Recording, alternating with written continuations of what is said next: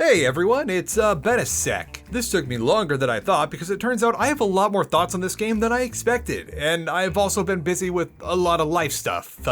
Good things though, only good things. Of all the things I was expecting to be busy with though, I was not expecting to be as busy with Pacific Drive. Something I do as a matter of budgeting for time when making a video is to take a quick peek over at how long to beat so that I can plan my recording sessions accordingly. Everyone wants to put 100 million billion hours into a game, but then you need to label all those clips and organize your notes and all that good stuff. That's boring under the hood things for a video that you don't care about though. According to How Long to Beat, the average player, for just going for the main story, only needed a little over 20 hours to get to the credits. It took me 33 and I missed a lot of stuff. I definitely missed a lot of stuff. In fact, out of everyone I know who's gotten to the end credits of Pacific Drive, I have by far the least amount of time in the game, with some breaking the century mark in my Steam's friend list. This game came out 3 weeks ago, by the way. We're getting ahead of ourselves though. What is Pacific Drive? Well, to put it shortly, it's a survival crafting game where instead of establishing a base, you customize a car. Well, there is base building too, but the garage is like the one place where you don't have to worry about things attacking you, and almost everything there is in service to upgrading your car. Its levels are organized like a pseudo-roguelite manner where no two drives are the same, but there are a lot of modifiers that make similar areas different. You have an immortal car whose parts are not so immortal, and oddly enough, the best way I can sum up the hazards of the zone, not that zone, but we'll get into compare and contrast in a sec, is by posing the question, what if instead of having to cut out the huge game world and cars, Games World GSC instead decided to cut out mutants and other stalkers from the game S.T.A.L.K.E.R. But we're getting ahead of ourselves again. Wait, no, that's actually a great place to start talking about the gameplay. Based on everything we saw early on, I'm sure I'm not the only person that got Stalker vibes from Pacific Drive's promotion material, and the premise of the story doesn't downplay those initial expectations at all. Also, before I forget, no, Pacific Drive is not an immersive sim. There's no emerging gameplay or ways to do something in an unintended manner, and despite being an open world game, you must always color inside the game's lines. You don't even get to stack boxes or crawl around in ventilation systems. This is a survival crafting game, albeit one with an interesting modifier. I'm kind of bummed though. Originally my working title for this video was Is Pacific Drive an Immersive Sim? Because I've been wanting to start the Is It an Immersive Sim series so badly. Like, I'm not kidding. Like, I have a big list of games I want to consider for it, but things, well, I'm a busy dude. Hopefully after summer, things are gonna get a lot easier once,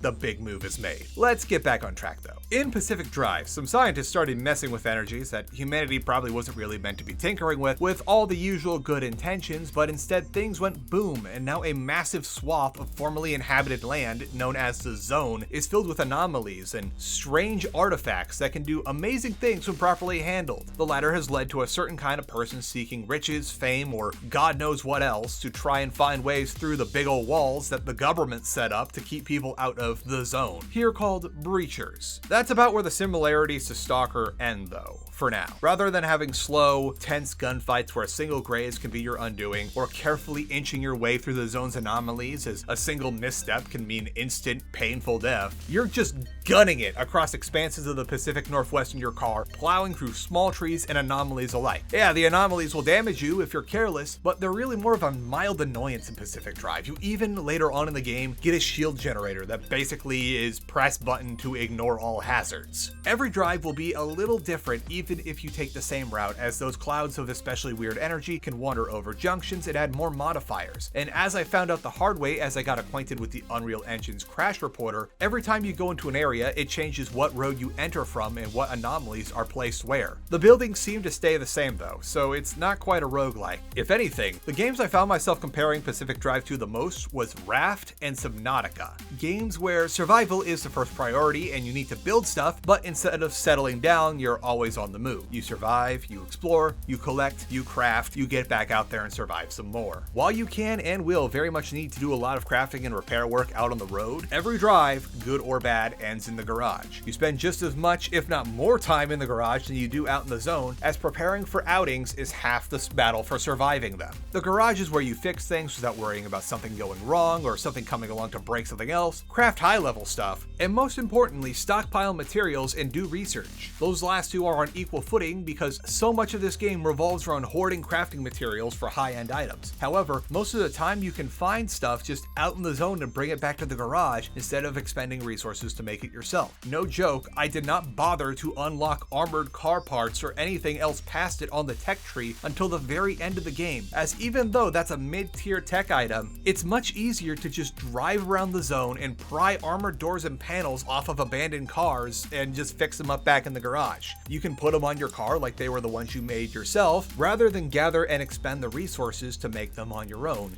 because every thermostat crystal that goes into making another armored panel is a crystal that can't be used to craft the better engine or the extremely important repair blowtorch. There's stuff that makes this easier too, like the ability to research a thing in the base that fully repairs extra car parts while you're out, or mass storage for your parts, as stuff will take damage passively every time you leave it if you just leave it all in a big pile in the corner. You can even upgrade your clothing so you don't die 30 seconds after wandering into the swamp, or just get a bigger backpack and upgrade your trunk space, because storage is king in Pacific Drive because there's a lot of stuff you find and a lot of resources you need to collect. At the end of each upkeep session in the garage, the last thing you need to do before heading out is plot a route on the map by selecting a final destination after carefully reviewing all of the things that you might have to deal with on the way out there. Your goal in Pacific Drive is to unbind yourself to your car, which is believed to be something called a remnant, and you do that by learning about what makes the zone tick as best as you and your disembodied voices you call friends can ascertain, which tends to involve going deeper and deeper into the zone where the stuff is spicier. Of course, you can try to drive all the way into the center of the zone with crude plating,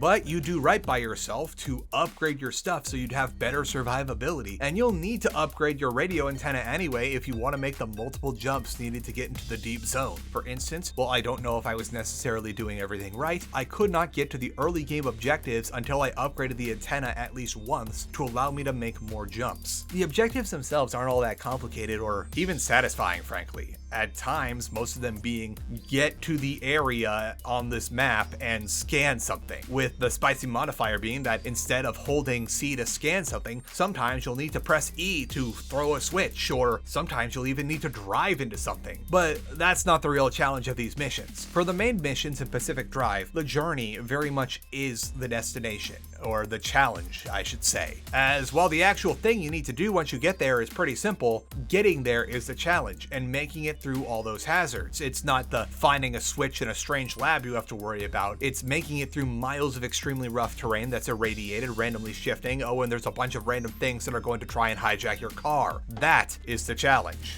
Learning how all the anomalies work and how to avoid them is one of the most important parts of getting objectives done in Pacific Drive, and it brings me to an issue that I thought I would never in my right mind say. This game is way too much flavor text. Now, normally I'm all about flavor text and world building, but Pacific Drive at times takes it up to 11 in a way that makes it at times challenging to figure out what some things are. In order to know anything about anything in game, you need to scan objects from random broken down cars that were abandoned to things that decided that they are not going to follow the laws of physics anymore. There are a lot of hazards that you're going to need to carefully get close enough to scan if you want access to stuff in the tech tree, or more importantly, know what the hell it is and if it's going to kill you. And Pacific Drive's log entries end up sometimes having paragraph upon paragraph of POV flavor text, and for what's supposed to be scientific notes, are surprisingly sparse on the amount of hard data about what a thing is. Now, I understand that we're dealing with things in world that up until this point no one's really comprehended before or had a reasonable point of reference to, because these are all things that like break the laws of reality, but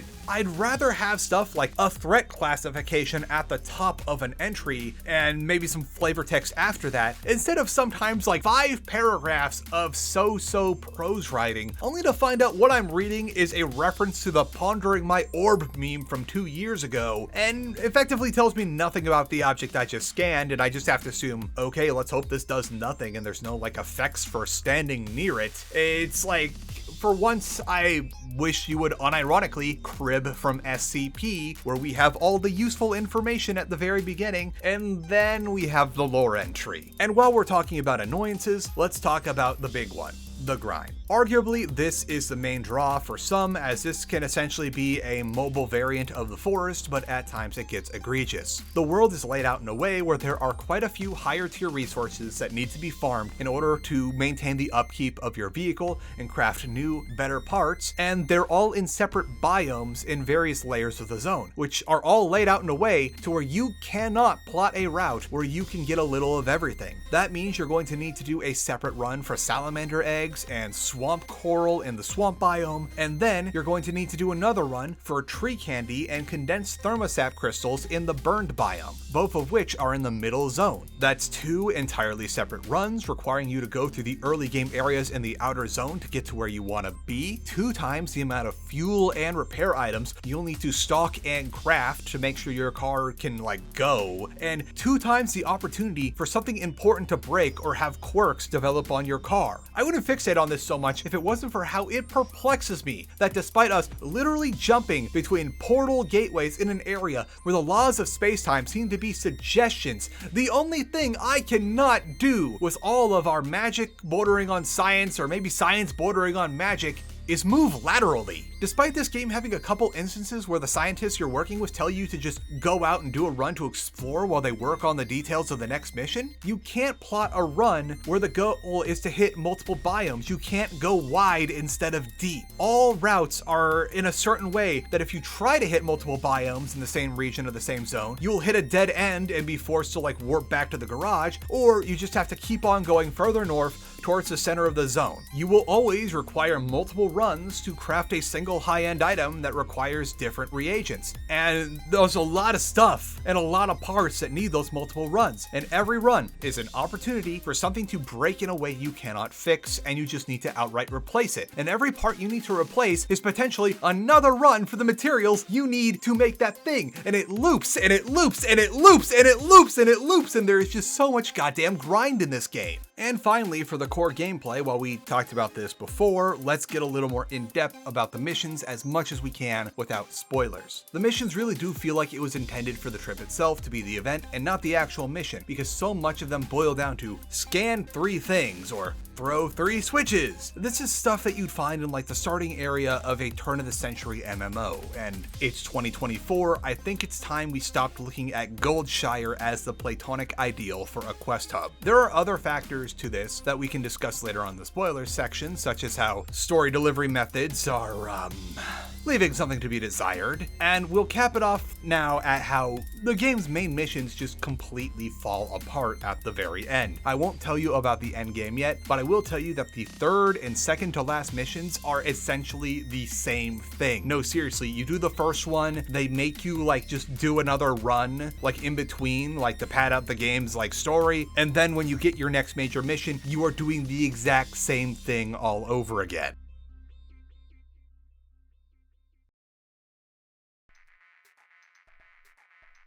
Now, separate from all the gameplay is the car itself. The car is arguably more of a main character than you, the player character, is, and the car is believed to be what is called a remnant, which, to expand upon, is a strange, zone-touched item that binds itself to a person. And while that link between the person and the remnant is beneficial most of the time, it will eventually make the person go mad and die, usually by just wandering into the center of the zone. The goal of this game is to unbind yourself from the car, but in the meantime, you're going to be customizing the hell out of it and doing a lot of repair work to it. The car definitely has a mind of its own, as on top of the quirks it will sometimes create, it'll even give you little cryptic messages as you enter and exit. The car seems to like you so long as you take care of it, which you have every reason to do so, as it'll take care of you pretty well in good condition. Most of the research and crafting in this game boils down to ways to upgrade and customize the car. There's a fairly straightforward trajectory of outer parts starting from what's essentially corrugated steel for panels and doors, up until the fancy stuff that can actually tank a hit or two from anomalies. And then we've got all the stuff that goes in and around your car. You can strap extra fuel tanks and batteries to basically any part of the vehicle. You can expand your storage. You can add stuff that'll charge your batteries inside of certain hazards, a radar, shield generators, a handbrake, and my personal favorite, the underrated pressure plate on the driver's seat that automatically sets sets the car to park or drive as you get in and out, and you should never underestimate how important a couple seconds can be when you're in the middle of a storm and need to grab one of those anchor orbs fast. My only gripe with the add-ons to the car is that often there's a lack of proper explanation for what some things do and how some things come into play, as I personally spent about half the game attaching upgrades to my car like the healing suite and the radar, but never realized that you need to manually bind them to keys in the car until I was just mousing over things on the dashboard, because who the hell needs to equip a parking brake onto their car? There's also the aesthetic element of customizing the car. While I don't think it does anything, you can paint your car a myriad of colors. I don't think paint actually will prevent damage and rust on the car, but you can make it look all sorts of cool, fun colors. You can add suites of decals to really customize it. There's ways to customize bobbleheads, custom steering wheels, little radio antenna things, just a lot of fun little things to make the car your own. Nothing seriously cool, but it's something to go looking for. Although personally I did, you get a special storage unit for all your paints, and I eventually just started scrapping paints because who wants brown? It's I know that this is a 70s station wagon, possibly just after the Malaise era, but we do not need brown. Wood paneling is one thing, blue and wood paneling looks nice, get yourself a woody, but I eventually just crimson because it's the closest thing to Ford Ruby Red that you can get. Now let's go over the quirks and features of your car, which Immortan Doug will be extremely displeased because it will not be fun little compartments or detail work that no one but the eagle-eyed driver will notice, but instead just a bunch of weird stuff your car does after a while. If you've ever driven a hoopty or a beater before, you know what this is. Weird stuff that a car will just do that is often written off as some kind of wiring issue, but it's ultimately harmless, so trying to get in there and figure out what's causing it isn't worth the hassle. Stuff like your horn going off if you close the trunk too hard, or the radio station changing whenever you turn the steering wheel right. Stuff that ultimately isn't a threat to you on the road, but is just annoying enough to where it's gonna bug you to no end. Luckily, your repair station in the garage lets you fix these if you know how to diagnose the problem, which is a game of educated guesses. It's actually kind of fun and a good sink for all the excess anchor energy you collect going through early areas in the game to get to the deep zone, because you can expend your energy to get hints on stuff in case you know the symptom but not the cause. Heck, some quirks actually might end up being useful to you. Say if you get a quirk that opens the trunk every time you put the car in park, that just makes life easier when you're running out to loot things quickly.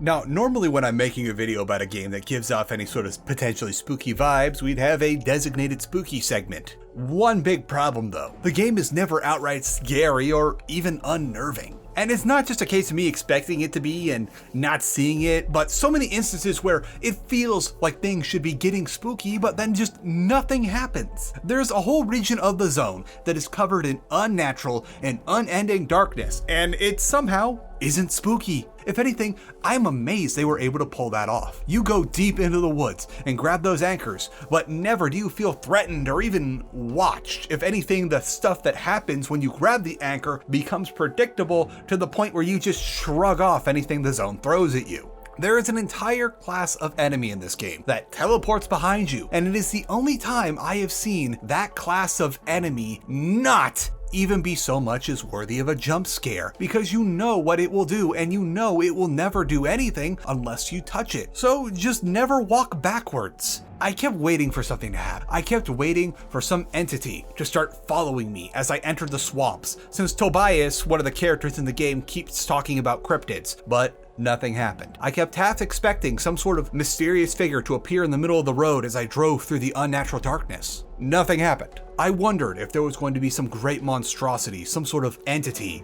that has made the deep zone its home when I first entered. Nope, just slightly spicier variants of the previous area's enemies, just like how the last area had slightly spicier variants of the first area's enemies. This game has so many opportunities to try and make you fear and respect the zone, and it squanders every last one. There is never some sort of big bad to be mindful of as you scour the areas deeper in the zone for lucrative crafting stuff, and the Fortnite storm that starts closing in if you spend too long in one area is more of a suggestion than a sign that it's time to go. Heck, if anything, you're supposed to ignore that one because you can get special drops that only spawn inside of the storm. The rank and file enemies and hazards are also just suggestions at best and non-issues at worst. It seems that the nastiest creatures of the zone are just mild annoyances, and we had to evacuate everyone everyone because of that. Sure, it's a pain when the later game version of the floating grabber can just yank parts right off your car, but even when I intentionally bit off more than I could chew and my car started getting banged up, I never felt like I was in danger. In fact, I did not die a single time during my entire 33-hour playthrough on the default difficulty. When one of the biggest threats is an enemy who's rendered harmless by putting your car into park, never mind the spooky vibe, there's not even any tension to keep you engaged. And while the game isn't scary by any means, that doesn't mean the opposite is true. Pacific Drive never felt serene or even calming as I drove through the woods, as anytime you start to relax and just get into the drive, there's something you gotta stop and fiddle with, or some random part of your car broke and you gotta get out and patch it up. Even if you just try to stick to the road on your way to like another area, you're gonna find yourself needing to get out of the car every minute or so because, oh, there's a lab over there and you can never have too many chemicals, or a fuel truck spawns in and you know it's better to fuel now rather than risk running low on gas in a dangerous area. Maybe the devs are trying to straddle some kind of line where the gameplay never gets too intense, but never becomes like anything that you can do on autopilot, and this was exactly what they're going for. But an unfortunate result of that is that, at least for me, there were no memorable sensations while playing the game.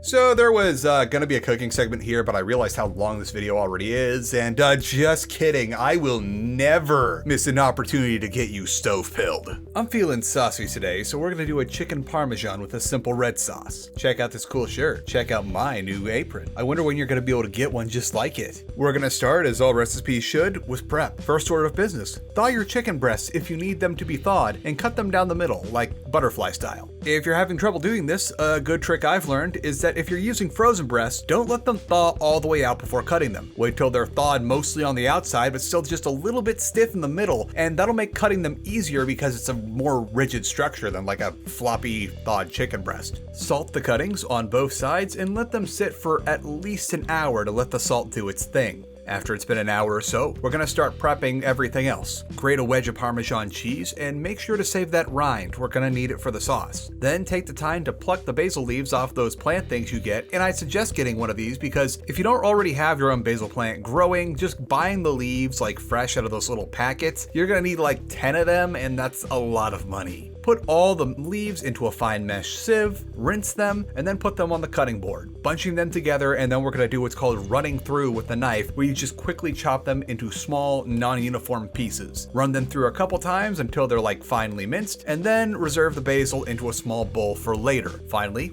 take the time to rinse off Roma tomatoes and cut little X's onto the tops and bottoms so they won't explode later. This is probably much easier with a serrated paring knife, but I'm just making do with what I have. And that's basically all the stuff for the sauce. You can actually start the process of cooking the tomatoes now by filling a pot with cold water, putting the tomatoes in, and turning on the heat. It'll give you just enough time for the chicken to be breaded before it comes to a boil. Take your chicken out of the fridge and set up a 3-bowl breading station with flour in one, buttermilk in the middle, and your favorite breadcrumb mix on the opposite side. Why buttermilk over eggs? Because a pint of buttermilk is cheaper than a half dozen eggs, which is the bare minimum you'll need for an egg wash. You might even need 8 or 10 depending on like how much you want to coat. You know what comes next. Dredge in flour, wash in the buttermilk, coat in crumbs, then set aside to rest. If you want, you can get wild here and go for a double breading by returning the cutlets to the buttermilk wash and breading bowls after they've had about 5 minutes to sit, but personally, when I did it here, it was overkill. Now you should have just enough time to let those cutlets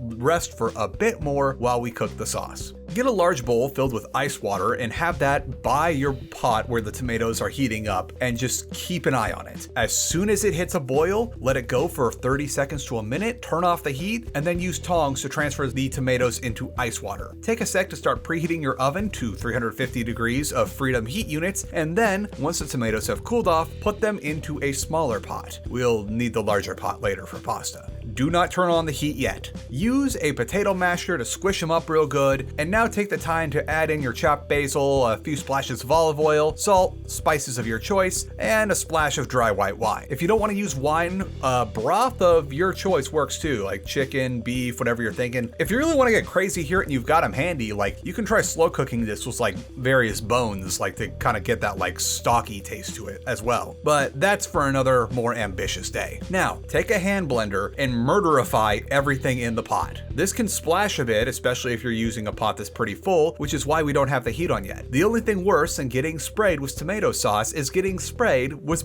boiling hot tomato sauce. Once it's all in a nice uniform paste, now turn the heat on to low and add your cheese rind plus a few handfuls of grated Parmesan cheese. Give it a stir and then get the pan ready to fry the chicken cutlets. Now, we're not going to fully cook these. We're gonna set our pan to medium heat and cook for only 3 to 4 minutes on each side, or just enough to get a golden brown color on the breading. Also, it's good practice to give the sauce a stirring every time you flip the cutlets, just to keep things going and not like separate it too much. I suggest doing no more than 2 cutlets at a time here, which will also be just enough time for the sauce to simmer down a good bit and the oven to come up to temp. Once all sides of all cutlets have been browned, kill the heat on the pan and the sauce, let everything rest for at least 5 minutes, and get ready for the baking part. Take a few ladlefuls of your sauce after it's rested and cover the bottom of a glass casserole dish. Place the cutlets on top and then layer on some slices of mozzarella, then some provolone, and some more sauce on top of that, with finally a bit of Parmesan cheese on top of everything, which I forgot to film that last bit. My bad. Go ahead and toss that in the oven for 25 to 30 minutes and then get a pot full of salted water for pasta. Just crank the heat on that thing. Your water should be good and boiling by about the 8-minute mark on your bake timer, which is the perfect time to add in some fettuccine pasta. Let that boil until the timer goes off. Reserve some starchy pasta water before you strain everything out, and then mix that pasta water with your Alfredo sauce before adding the pasta back into the pot, giving everything a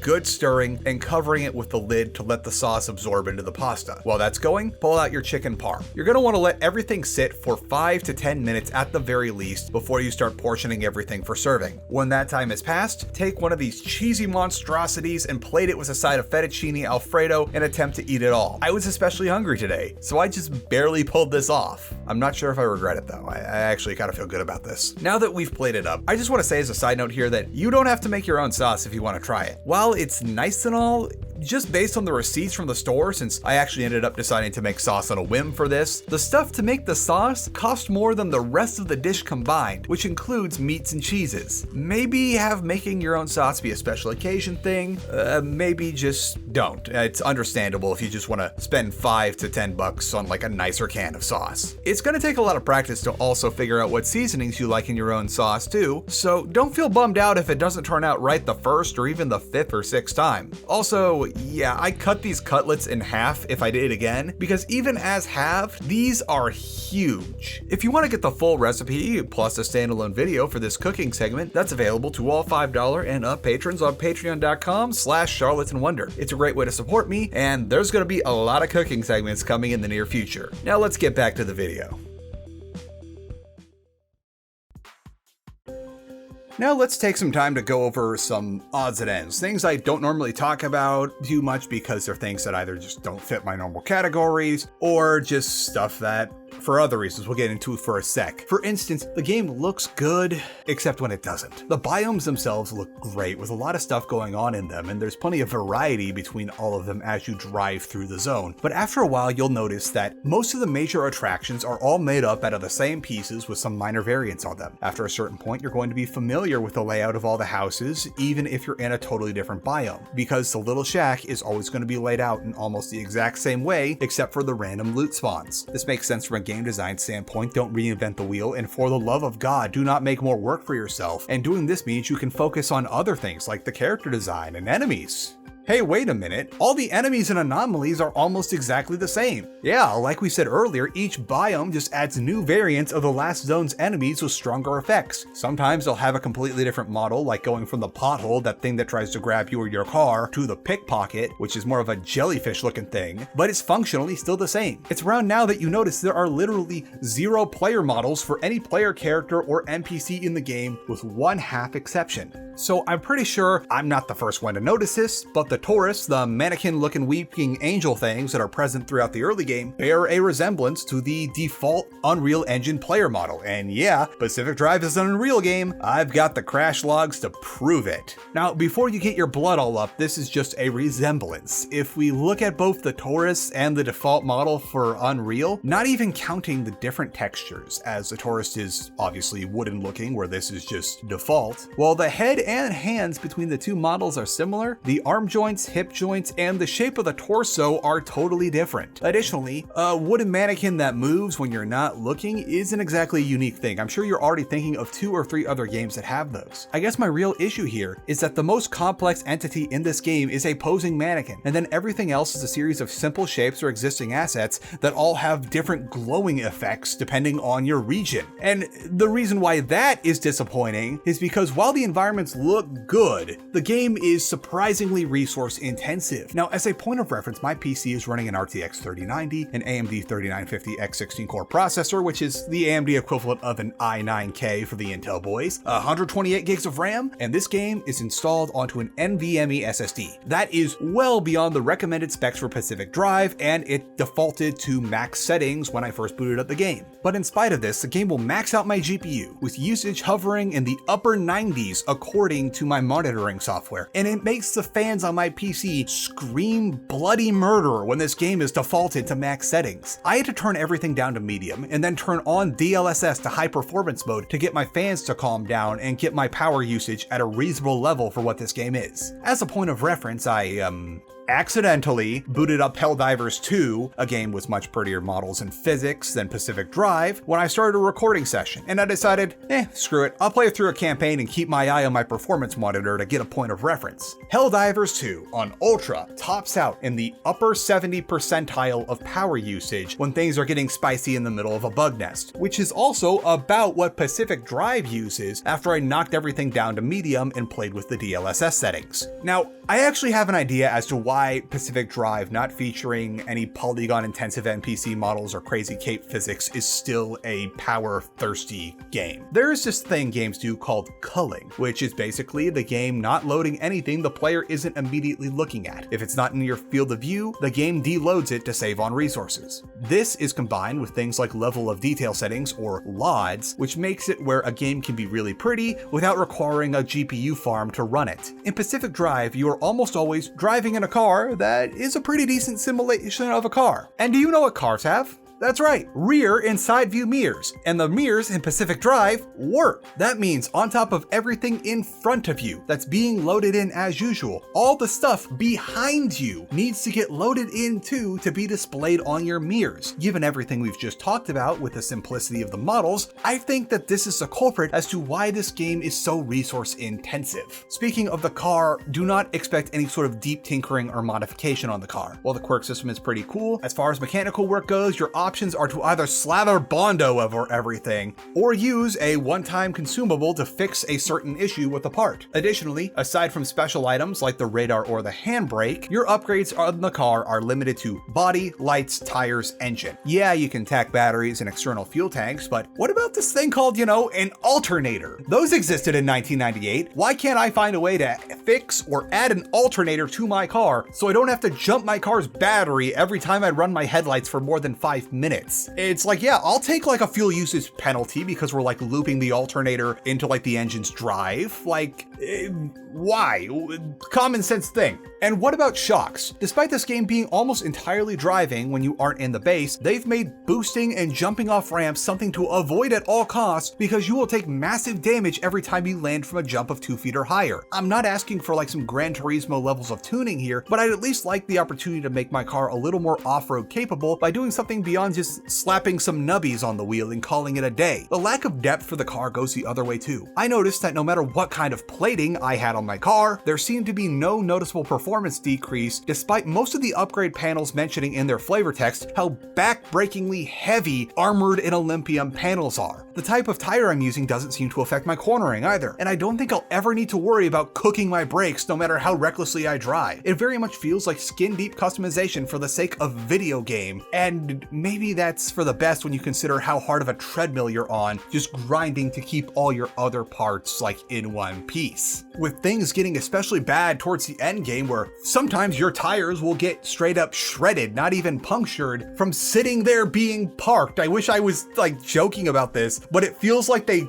way crank up the fragility of car parts during the end game, because like on the final run, without spoiling too much, I noticed my car parts were constantly getting debuffed, sometimes after literal seconds of installing them. And this is even after bringing whole sets of fresh parts, so that whenever anything got fragile or another like debuff that you cannot immediately fix, I could just replace them. But I noticed that stuff kept breaking and breaking and breaking, and scenarios where normally everything was fine. Like I was sticking to roads, I was making sure I didn't do anything especially dangerous because I did not know what the final challenge would bring and I wanted to be ready. I don't know if this is a value, like the game tweaks like, oh, he's getting close to the end, make sure all the parts start breaking more so they need more upkeep, but it's very frustrating how just silly it feels. Like circling back to the thing that started this tangent of how did a tire get shredded when the car was parked? And these oddities on a more positive note, one thing I usually don't talk about is a game's music, since, well, it's prudent for me to remember that while a game might have licensed the use of a song, my YouTube channel did not. However, Pacific Drive has a pretty wide range of songs to listen to on the car's radio, comprising quite a few genres, with the linking thread being they're all kind of hipster-y. I think I would have enjoyed them a lot more if I hadn't had to keep turning the radio off because I was like, hey wait, this makes the clip potentially unusable. And all the other various quirks that mess with your radio, making it hard to listen to one station for an extended period of time. Hopefully there's an official Pacific Drive playlist on Spotify or something so I can try to enjoy these songs without all the baggage associated with playing an upkeep-heavy game.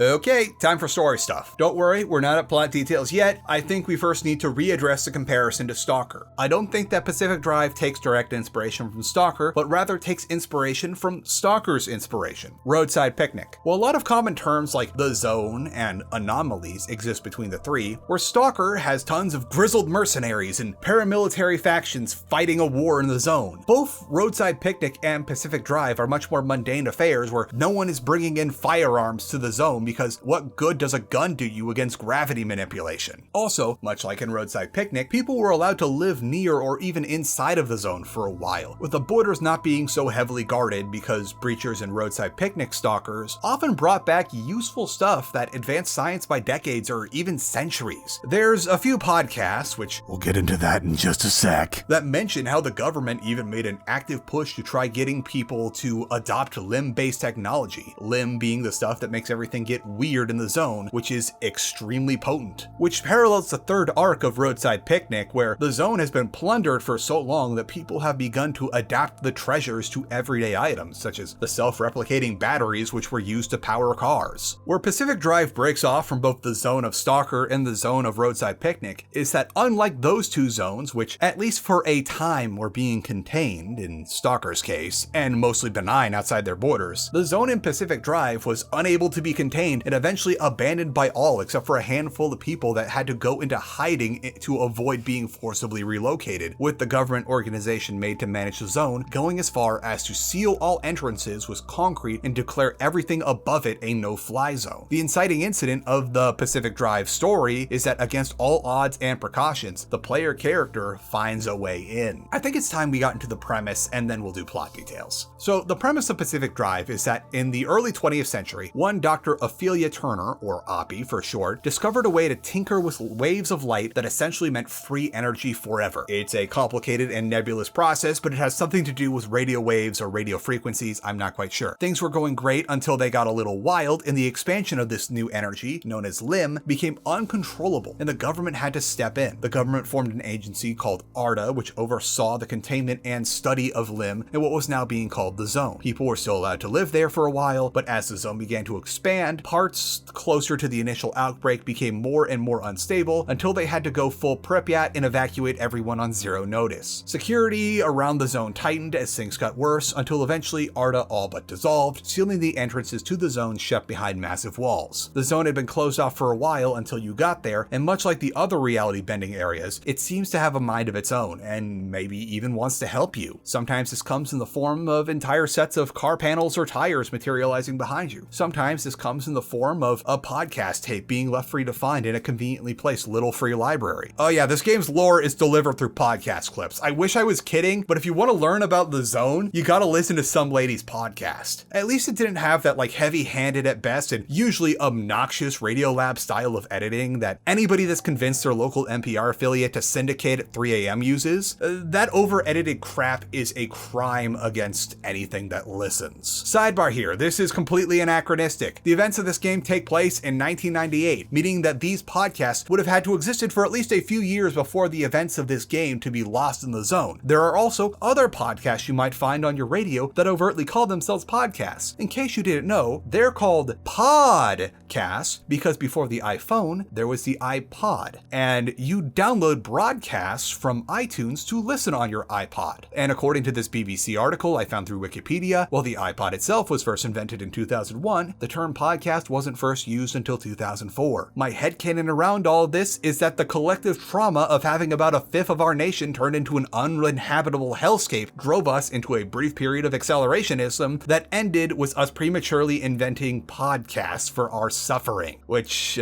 it's weird that they're still called that because iPods don't exist yet unless we prematurely invented the MP3 player and Apple had its aesthetic revolution, but we're getting sidetracked here. It's like we don't even have an accessible internet for us to download these podcasts from. So instead of spamming links to everyone in our pre-social media email contact list, we bootlegged our insane ramblings and pet research projects onto reel-to-reel tapes and stuffed them into the little free libraries or anywhere else where people would feel slightly guilty about immediately throwing them away and just leave them there, which, according to their own website, the first little free library was made in 2009, a full decade after this game's events. I'm starting to think that there was a lack of background research done here, and I know this is nitpicking, but it feels like the devs just put in whatever thought would give them hipster cred for this game. This isn't even really hard to find out stuff because it took me less than a minute for each of these things to figure out that none of them existed during the time of this game with a single Google search for each. This whole game panders to the idea of keep Seattle weird. And let's not lie to ourselves here, Seattle or any part of the Pacific Northwest hasn't been weird since the last episode of Gravity Falls aired, and maybe that's being a little generous. It's just kind of San Francisco 2 now, and not in a fun way like Alien to Aliens, but like a Transformers Revenge of the Fallen way. At least you guys have your coffee and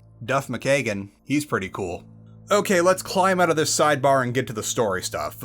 Spoiler warning! So as the player character is attempting to break into the zone, a mysterious force pulls them through the outer wall and right in front of the car you'll be using for the game. You make contact with Dr. Cook and Toby over the radio, who help you get to a garage that belongs to Ophelia Turner, the scientist behind Limb Technology who has refused to leave her work behind. Oppie isn't too excited about having you mucking about in her garage, but the opportunity to study a remnant and its effects on a bound human are enough for her to tolerate you. Through mostly unwilling collaboration between Oppie, Toby, and Dr. Clark, you eventually breach deeper into the zone, finding the work of Oppie's late husband, which has notes on how to unbind a person from a remnant, among with other zone-abating things. And you also find a way to get into the well, this zone's version of the Wish Granter. You set up all the things you need to stabilize the reality around the inner zone for long enough to drive through it by completing 2 checkpoint time trials in a row, and then Toby dies to appease the trope gods. And finally, after all that driving and all that mystery, it's a fucking walking simulator! I kid you not, the ending of this game is the same crap as Amnesia: A Machine for Pigs, where you just hold W as you hear disembodied voices, here being the voice of Toby and Ophelia's husband from beyond the grave. I wish I was BSing you, but no, the final payoff of this game's story is walking through a hallway of TV screens for 5 minutes before returning to the garage like this was a normal run. Apparently you're no longer bound to the car though, so whatever threat that posed is gone. Another thing of tropes on tropes on tropes. Just like Cyberpunk 2077, there is this alleged ticking clock of doom that is utterly meaningless. After unbinding yourself to the remnant, Oppie decides to leave the zone and finally move on with what's left of her life, and Dr. Clark decides to stay with you and continue Toby's research into cryptids in his honor. Oh yeah, and Dr. Clark was also an academic fraud who fudged all the research data to support his theories about the zone, and then the game gets wishy-washy about whether or not his theories on the zone were right, because we can't condone that sort of thing, and that's his entire arc. And then after the credits roll, the game just picks up like nothing happened. You can keep going on runs over and over again to just farm mats and get better stuff with no goal in sight. And I could see why too, because I did not find any Olympium, the final in-game crafting resource, until the second to last level. And at the very end of the second to last level at that, meaning that most of the upper tech tree was most likely intended to be post-story. Knock yourself out if you wanna, but once the credits rolled, I was like, okay, I'm done with this.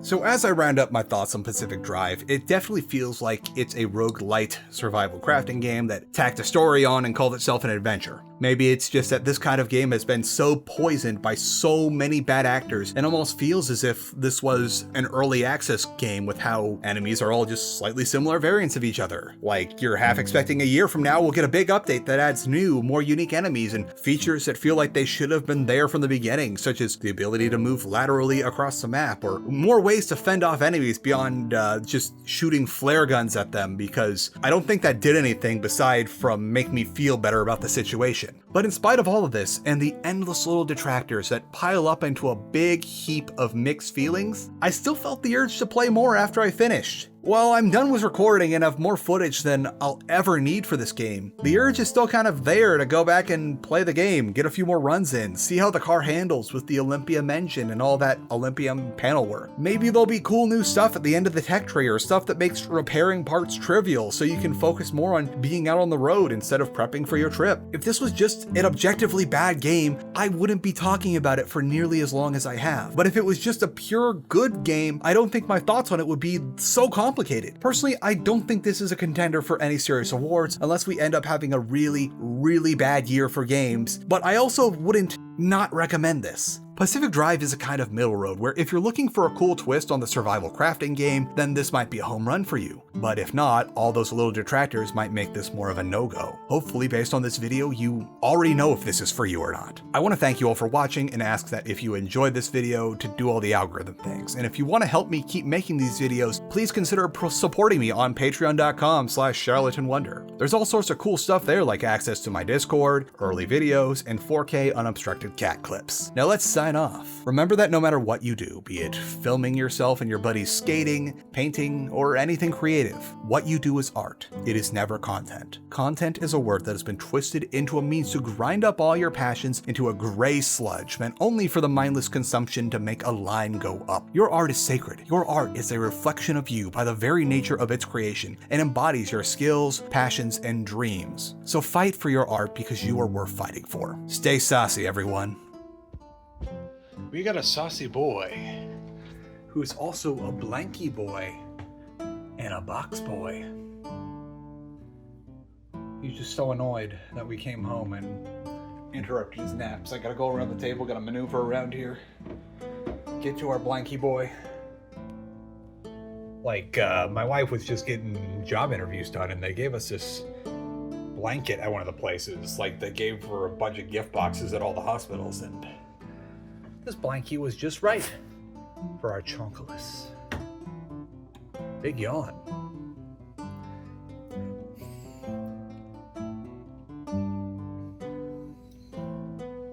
Ooh, I got a pet in. Oh no, oh no. He didn't bite me, but he licked it.